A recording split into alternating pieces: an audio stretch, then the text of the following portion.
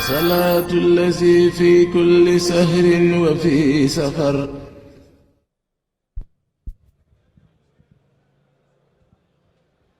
بسم الله. السلام عليكم. Assalamu alaikum wa rahmatullahi ta'ala wa barakatuh. Nous allons introduire la première conférence de ce jour qui sera animée en français par le docteur Moustapha Diop. Et je vais entamer en adressant tout particulièrement notre ziyara à notre vénéré guide de la Tariqatul Mouridine, à Cheikh Mohamedul Muntaqa. Une ziara tout particulière en ce jour de Magal Touba, dont nous connaissons tous la haute signification pour l'ensemble des disciples de Serigne Touba. Et nous estimons même que les bienfaits de ce jour vont même au-delà de ces simples disciples, mais touchent l'ensemble de la communauté islamique. Et donc, nous accueillons aujourd'hui nos confrères en islam, dont une grande majorité est un public francophone. D'où l'utilité aujourd'hui de faire cette première séance de conférence en français avec un discours qui sera autour du thème de l'éducation, mais qui sera axé sur la spiritualité, telle que enseignée par Cheikh Ahmadou Bamba Khadim Rasoul, alayhi akbar ridwanullah. Donc sans plus tarder, nous allons laisser pendant une demi-heure Dr Moustapha Diop faire sa lecture et on donnera 15 minutes pour une séance de questions-réponses. Donc on va faire circuler un papier pour pouvoir enregistrer des questions et M. Moustapha Diop, Diorin Moustapha Diop va essayer de répondre à ces questions, Inch'Allah. Assalamu alaikum wa rahmatullahi ta'ala wa barakatuhu. Nous disons assalamu alaikum aux invités, à nos chers condisciples ici présents pour célébrer le 18 Safar, qui est un jour éminent, important, qui contient beaucoup de grâces.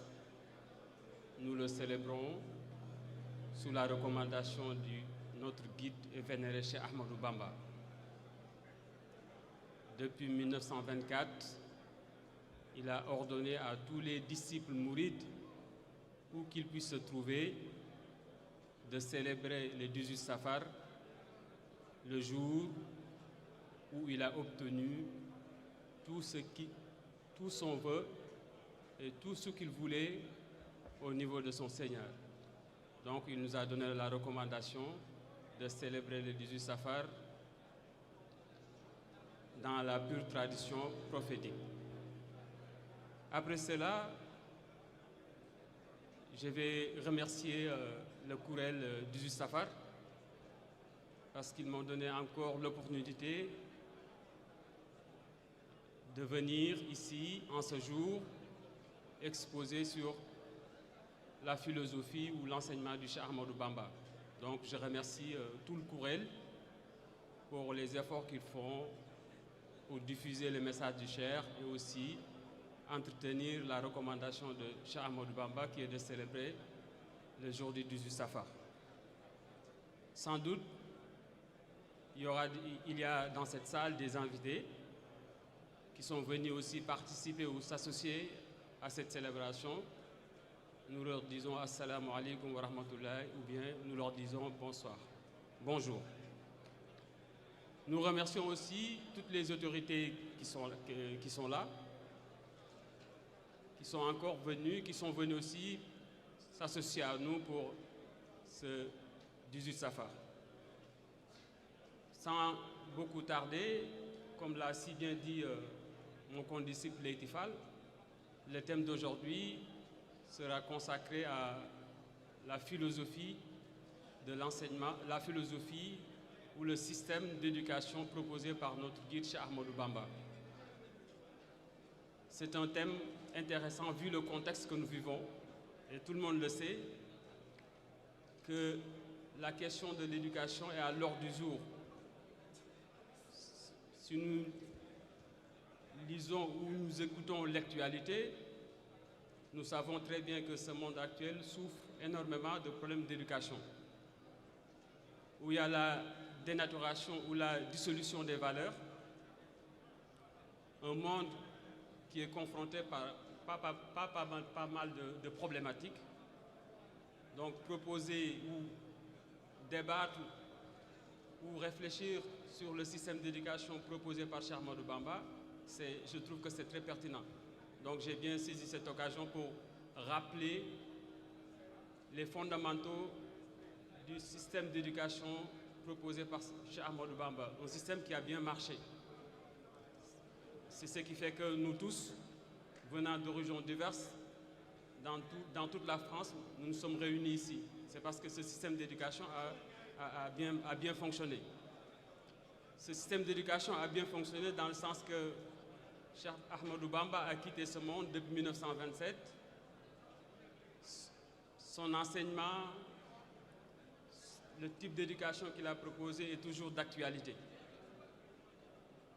Donc, vu l'actualité du monde, sans pour autant aller dans les profondeurs des problématiques, nous pouvons dire que le monde actuel souffre de beaucoup de problèmes.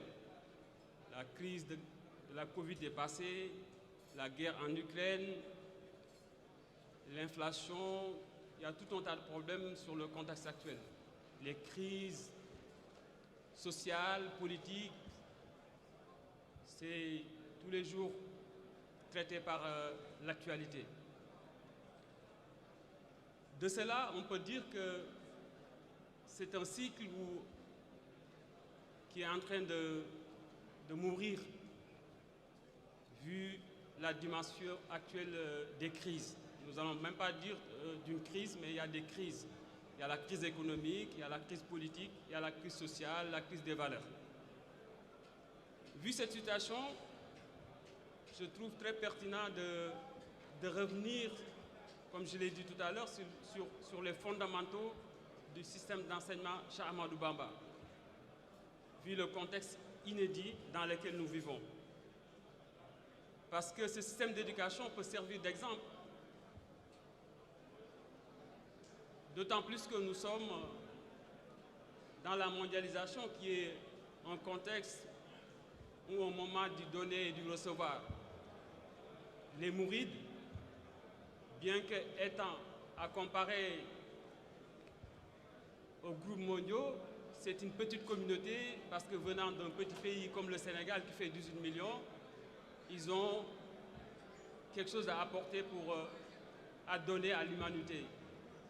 C'est quelque chose, c'est l'enseignement du Cheikh Ahmadou Bamba. Cela dit, mon exposé d'aujourd'hui n'est que le prolongement des travaux qui ont été faits sur l'éducation, sur le système proposé par Cheikh Ahmadou Bamba, que ce soit les historiens, que ce soit des géographes ou des sociologues. Il y a pas mal de chercheurs qui sont penchés sur la question de l'éducation. Donc, je ne fais que m'inscrire sur une logique, sur un sujet qui a été déjà traité. Ce système d'éducation, c'est d'abord basé sur la religion. Inutile donc d'ouvrir un débat sur cette dimension religieuse. Nous n'avons pas le temps, mais nous savons pertinemment que Seigne Touba, Cheikh Ahmadou Bamba, s'inscrit dans la religion, s'inscrit sur le message du prophète sallallahu alayhi wa sallam. salaamaaleykum wa rahmatullah maa ngi tubaat bu baax a baax mbokk taalibe yi day mel ni ñu wàññiwaat wax ji tuuti rek te teewloo ndax sëñ bi li muy wax dafa am solo lool te ci kàllaama nasaraan la koy wax te dafa am suñ ay gan yoo xam dañ leen invité ñu ñëw ci màggal gi moom da leen koy jottali li ñu fi tax a ñëw ci kàllaama nasaraan waaye ñooñu pour ñu teewlu ko il faut ñun ñu noppi may leen ak dal tuuti rek ñoom ñu diglu ko ndax waxul olof nasaraan lay làkk ñu ngi koy tubaat bu baax a baax ñu wàññi kàddu yi wax ji moom mënul ñàkk waaye ñu wàññi ko tuuti rek bu ko defee ñoom ñu mën ñoo teewlu ñoo ngi koy tubaat bu baax a baax. Donc, comme je le disais tout à l'heure, la méthode ou le système d'éducation proposé par Cheikh Ahmadou Bamba s'inscrit sur celle de la religion qui est l'islam. Et que chacun d'entre nous sait que l'islam milite pour la construction d'un être humain exemplaire et vertueux.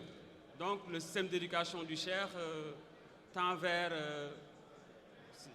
c'est d'une manière de recréer ce que le prophète avait déjà initié quand il était à Médine. Donc la philosophie de base, c'est une philosophie religieuse en fait.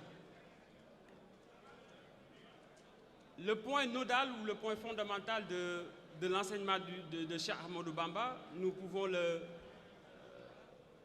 réduire sur la logique de l'éducation spirituelle. Tout le monde sait que Cheikh Ahmadou Bamba accorde une place importante à l'éducation spirituelle. Cela ne veut pas dire qu'il ne se soucie pas de l'éducation livresque. Au cours de l'exposé, vous allez vous en rendre compte de la pertinence d'insister sur l'éducation spirituelle. Cette éducation spirituelle vise à transformer le caractère de l'être humain, son comportement. Donc tout le système proposé par Cheikh Ahmadou Bamba est bâti sur le comportement, c'est-à-dire comment changer le comportement de l'être humain. Et tout le monde sait que on peut être un très grand scientifique, on peut être un très grand chercheur, sans pour autant être un homme vertueux. Parce que c'est l'intellect qui intéresse. En fait, l'intellect, c'est le dépôt de tout ce qui est la recherche, la pensée, l'esprit, alors que les émotions, le caractère de comportement logent au niveau du cœur. Donc ce sont deux domaines fondamentaux, deux domaines différents. Donc on peut être un très grand scientifique comme je l'ai dit tout à l'heure, sans pour autant être un homme vertueux. Donc pour installer la vertu sur une personne, il faut réformer son cœur. Donc le système que propose Cheikh Ahmadou Bamba, c'est un système basé sur la réforme du cœur, qui est le siège des sentiments, des émotions et des affects. Donc, cette méthode, dans son ensemble, se résume à la purification de l'âme.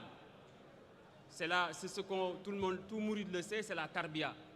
C'est-à-dire comment purifier l'âme, notre ennemi, qui veut que du mal pour l'être humain. Donc, le système d'éducation proposé par Serigne Touba est un système qui veut non seulement réformer le cœur, mais maintenir l'être humain dans la vertu. Donc, ce système vise à éliminer ce qu'on appelle dans le jargon soufi l'âme perverse. Cette âme qui incite au mal et qui est polluée par des désirs, les passions, les futilités de la vie terrestre. Le modèle que propose Serigne Touba vise à apaiser cette âme. Donc, qui dit ce modèle dira forcément que c'est un combat. C'est ce qu'on appelle le combat de l'âme charnelle, qui vise à anéantir l'âme passionnelle, non seulement qui a cet objectif, mais d'élever l'âme de degré en degré vers son Seigneur, de débarrasser cette âme des penchants en vue de l'unifier à Dieu. Donc, le système proposé par par le cheikh, comme je l'ai dit tout à l'heure, c'est un système qui vise à élever l'âme humaine. Certes, il y a une dimension livresque, théorique, mais c'est la dimension pratique qui occupe une place importante dans ce système. Donc, s'agissant des dimensions théoriques de ce système proposé par Cheikh Ahmadou Bamba, la méthode ne vise pas simplement à purifier l'âme de l'être humain de l'hypocrisie, de la méchanceté, de la jalousie et de tout mal qui répugne, mais de mettre l'être humain sur la bonne voie. Mais avant de l'inscrire sur cette éducation spirituelle, je l'ai dit tout à l'heure, il y a une dimension importante basée sur l'instruction religieuse. Sëñ Touba, quand il est arrivé dans le contexte du Kajoor, dans le contexte de l'islam sénégalais, il a bien diagnostiqué sa société, qui était la société Wolof. Il y avait dans cette société de grands savants, mais la vertu n'était pas partagée. Comme il a bien diagnostiqué la société Wolof, c'est comme un médecin, il s'est dit, sous l'ordre du prophète d'abord, que le problème c'est au niveau du cœur. C'est-à-dire, il faut faire un travail de réforme des cœurs. D'où sa méthode spirituelle. Donc, ce système s'articule selon 3 dimensions. Il y a d'abord l'instruction religieuse, tout ce qui est réflexion, recherche, matière, c'est la première dimension du système d'éducation proposé par le cheikh. Il y a une deuxième dimension, c'est la dimension de l'éducation spirituelle, et il y a une troisième dimension, c'est la dimension de l'ascension spirituelle. C'est-à-dire, il y a le ta'lim, il y a la tarbiya et il y a la tarqiya. Donc, nous allons insister sur les deux premières dimensions, parce qu'on n'aura pas le temps pour traiter la troisième dimension. Donc, nous insisterons sur ces 2 premières choses car leur compréhension nous permet de saisir l'originalité de la démarche du Cheikh Ahmadou Bamba. Dieu a adressé l'islam à l'humanité, à l'être humain, et a ordonné les hommes de suivre cette religion. Donc il faut d'abord comprendre cette religion, la vivre. Donc comprendre cette religion, c'est la première dimension. D'où le fait que Cheikh Ahmadou Bamba insiste sur l'instruction religieuse. Il accorde une importance capitale à la formation religieuse, c'est-à-dire l'instruction. Le disciple mouride doit aller apprendre sa religion pour la comprendre. Parce qu'on ne peut pas mettre en pratique ce qu'on ne connaît pas. D'où son opposition farouche contre l'ignorance. Dans beaucoup de ses livres, dans un de ses livres, il dit que celui qui vous interdit d'aller chercher le savoir, sachez qu'il est le représentant du diable. Donc, la première dimension, c'est la dimension de la formation livresque. Il a écrit beaucoup de livres pour permettre à ses disciples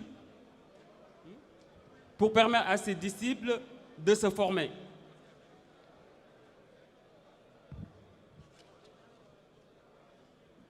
Donc ces 3 piliers, c'est-à-dire l'instruction religieuse, comme je l'ai dit tout à l'heure, le ta'lim, l'éducation spirituelle, la tarbiya, sont complémentaires.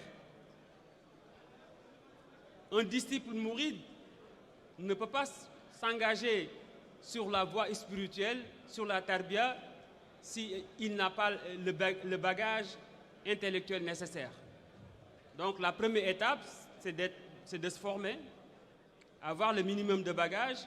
Et la deuxième dimension, c'est aller au niveau d'un maître spirituel pour se faire former.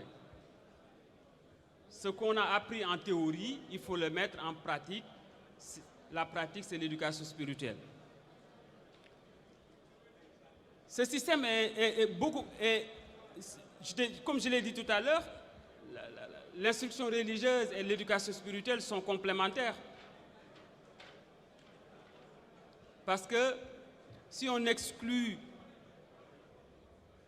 l'enveloppe que nous portons en tant que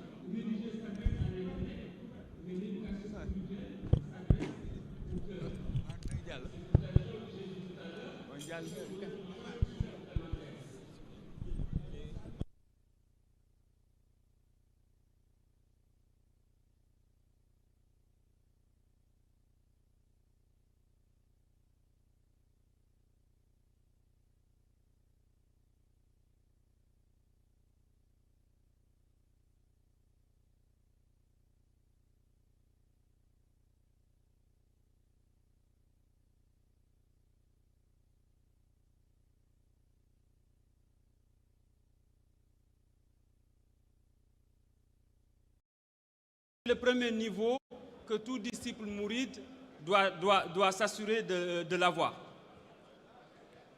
C'est pour cette raison que Cheikh Ahmadou Bamba lui-même s'est chargé d'écrire des livres. Et il dit dans ses livres que même l'enseignant, celui qui transmet le savoir,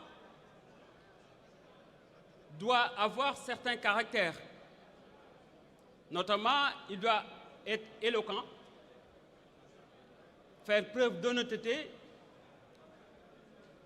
Il doit connaître le Coran, non seulement par cœur, il doit connaître tous les rouages du Coran, et aussi il doit bien connaître la tradition du prophète. Il doit connaître l'islam de fond en comble. Mais cet enseignant, celui qui dispense l'instruction religieuse, il doit être aussi un homme rationnel, un homme réfléchi. Et aussi, il doit être un homme il ne doit pas être un homme qui est détaché des réalités. Parce que pour pouvoir transmettre du savoir, non seulement il faut être concret, mais il faut être au diapason, comme on dit. C'est-à-dire connaître les réalités de son contexte. Une personne, un enseignant, ne peut pas dispenser des savoirs en ignorant le contexte dans lequel il vit. Donc c'est pour cette raison que Cheikh Ahmadou Bamba dit que l'enseignant, celui qui transmet, qui assure la première dimension de son système de pensée, doit être quelqu'un non seulement rationnel, réfléchi, mais il doit connaître son contexte. Il dit aussi la qualité de cet enseignant, se mesure aussi sur sa qualité de communiquer, sa façon de dispenser le savoir. Donc, il doit avoir des qualités de communicant. Donc, l'enseignant, le système proposé par le cheikh, l'enseignant doit être bien formé, non seulement bien formé, mais il doit avoir la capacité de transmettre ce savoir clairement avec la rationalité la plus subtile. C'est pour cette raison que Cheikh Ahmadou Bamba pense que cet enseignant doit être un homme intelligent. Il doit être aussi capable d'organiser, il doit être aussi capable de rechercher, de faire la recherche, mais aussi d'organiser ses connaissances. En résumé, il doit avoir de la pédagogie.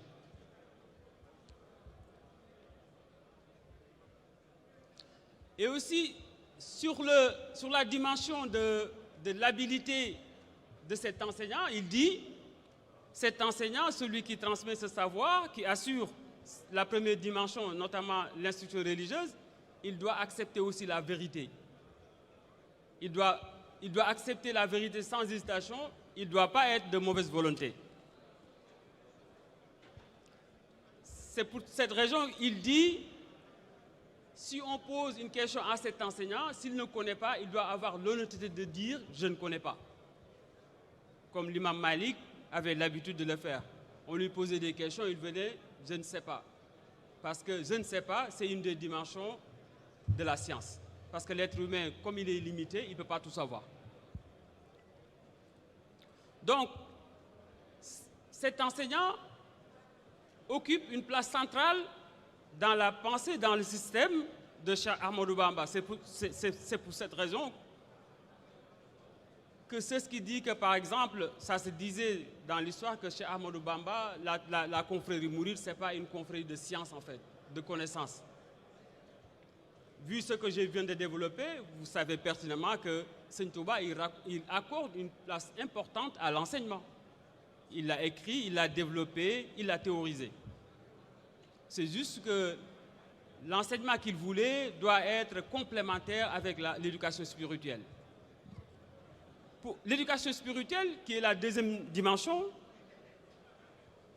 son objectif, le but, c'est de combattre l'âme.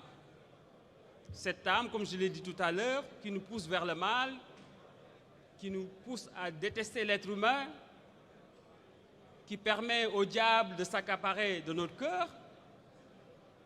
L'éducation spirituelle vise à prendre ou à contrôler cette âme, à nafs. Ce nafs, ou cette âme charnelle,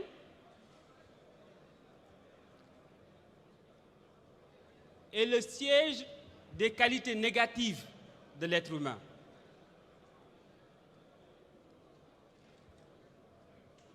Et l'éducation spirituelle proposée par le cheikh vise à contrôler cette âme.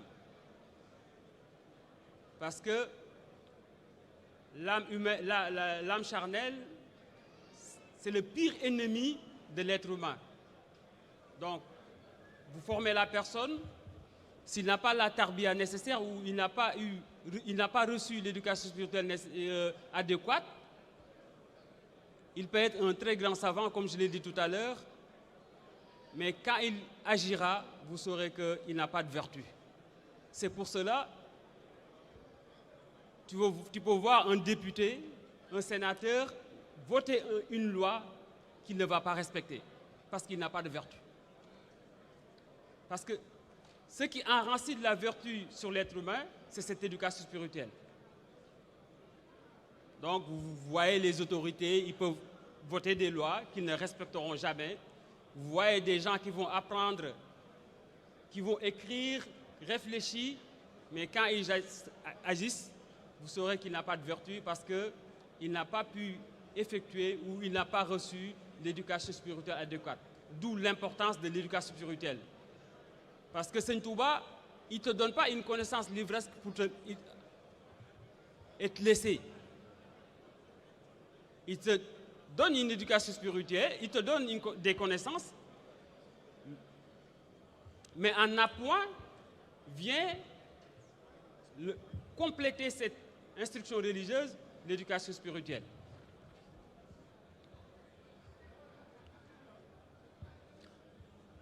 Donc, l'instruction livresque n'est pas suffisante. Il faut un complément. Le complément, c'est l'éducation spirituelle. Donc, d'où l'introduction de la seconde étape au niveau du système de pensée de Cheikh Ahmadou Bamba.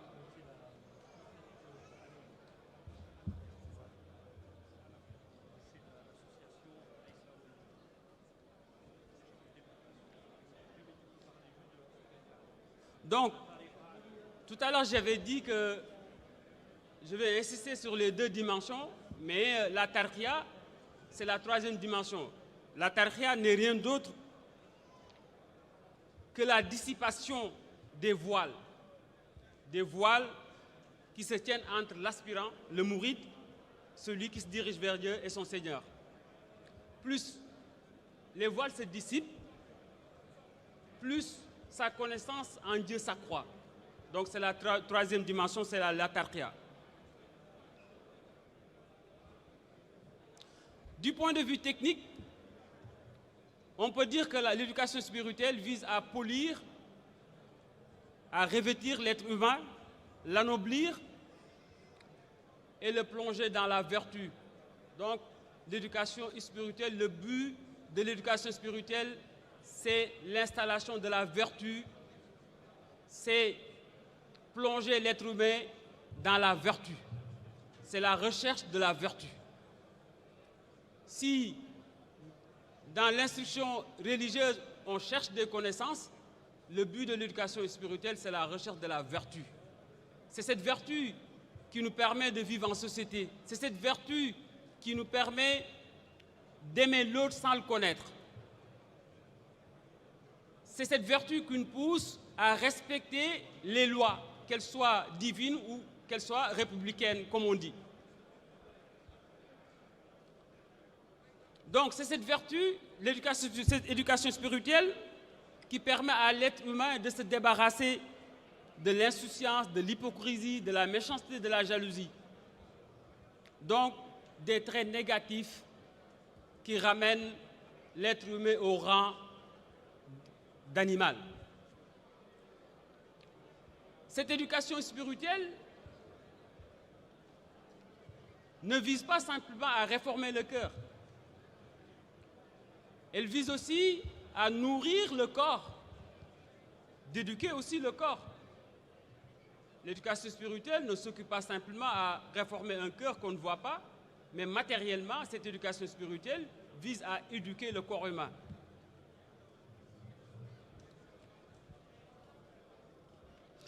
Dans ce sens, l'éducation spirituelle vise à éduquer l'affect. L'affect, chacun d'entre nous sait que si nous excluons notre enveloppe, le corps, qui est constitué de chair et de sang, l'être humain se compose d'affect et d'intellect. Donc la tarbia vise à contrôler l'affect et l'intellect vise à contrôler la conscience.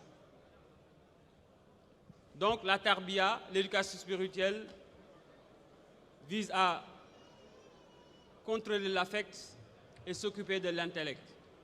Donc vous voyez, les dimensions de l'éducation spirituelle ne se limitent pas à réformer un cœur. Dans cette éducation, celui qui veut s'engager dans cette voie, que certains soufis appellent la voie du cheminement, Serigne Touba, vous lisez tout le temps sur ses écrits où chacun d'entre nous s'identifie à être mouride. Mouride, c'est un mot que nous utilisons souvent et qui occupe une dimension centrale dans cette éducation spirituelle, dans la tarbia. Le mouride, c'est l'aspirant, c'est celui qui cherche à purifier son âme. En fait, le mouride, c'est ça. En fait, ce n'est pas un nom que l'on porte ou ce n'est pas un accoutrement, ce n'est pas un vocabulaire, mais le mouride cherche à se purifier. C'est pour cette raison qu'il vient devant un maître spirituel pour lui dire que moi j'ai besoin de me purifier.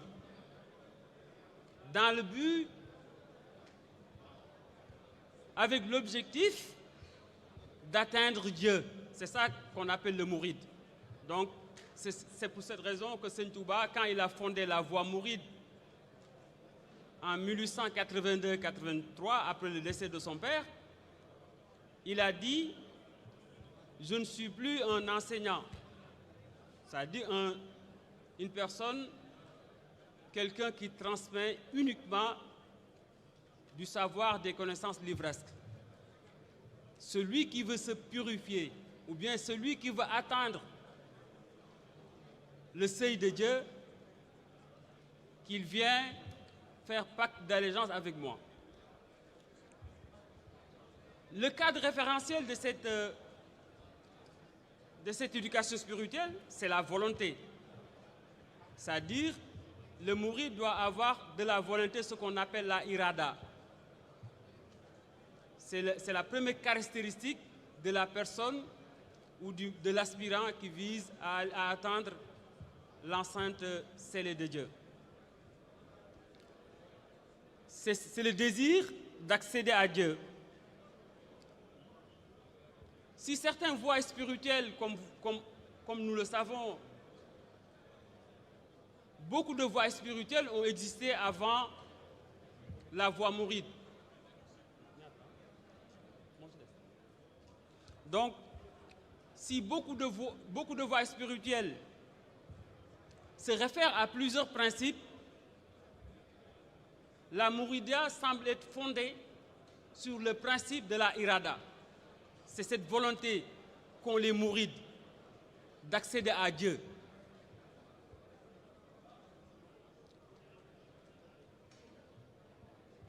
La volonté, c'est le fait que le mouride ne cherche dans sa vie que ce qui le pousse vers Dieu et ce qui l'approche de Dieu. Comme Seigneur Touba le dit, l'unique objectif du mouride, de l'aspirant, c'est d'accéder à Dieu, son unique objectif. C'est pour cette raison qu'il dit que le mouride ne possède rien, mais rien ne le possède. Parce que le seul but du mouride, l'aspirant, c'est d'accéder à Dieu. Son unique but, son unique objectif, c'est ce qui le motive à venir devant son maître spirituel, c'est d'accéder à Dieu. Donc, le contrat entre le maître spirituel et l'aspirant, l'objectif, c'est que le guide spirituel puisse le conduire au niveau de l'enceinte scellée de Dieu. Donc, au niveau du collectif, comme par exemple ce qui nous réunit aujourd'hui, au niveau de la confrérie, toute la démarche de la confrérie, entre guillemets, des mourides, est bâtie sur la volonté. C'est la volonté qui nous pousse, bien étant très loin de Dakar, de Touba, d'organiser le Magal. C'est la volonté qui nous pousse à cotiser, c'est la volonté qui nous pousse à s'organiser en daïra. C'est cette volonté que les mourides ont poussé, ont réorganisé dans une dimension collective. Donc, dans cette logique, il y a aussi, dans l'éducation spirituelle, comme vous le constatez, il y a des piliers généraux. Mais je ne vais pas insister sur les piliers généraux, je vais juste les brosser parce qu'on n'a plus de temps, il nous reste 10 minutes, moins de 10 minutes même. Donc il y a l'amour. L'amour, c'est un élément prééminent dans la mouridia. L'amour, la mahabba. Il y a aussi la courtoisie, c'est-à-dire la courtoisie, au sens linguistique du terme, désigne la politesse. Donc un mouride qui veut aller, ou bien un mouride qui se réclame de Serigne Touba, doit être un homme poli. Donc l'adab, la politesse légale, les règles de bienséance sont une donnée fondamentale au niveau de la mouridia. Comme la connaissance, comme l'éducation spirituelle, c'est comme l'amour. Il y a aussi la dernière dimension, c'est le service, ce qu'on appelle le khidma. Le khidma, c'est une composante essentielle, tout le monde le sait. La khidma pousse à l'être humain, il pousse au mouride. Il peut s'installer en Alaska, il peut s'installer en France ou ailleurs, dans le but d'avoir une vie heureuse sur terre, de bâtir cette terre. C'est la khidma qui pousse à l'aspirant de commercer, d'étudier, uniquement dans le but de pouvoir s'approcher à Dieu. Donc, je m'en arrête là. Je passe la parole à mon condisciple Leyti Fall. Merci beaucoup. صلاة الذي في كل سهر وفي سفر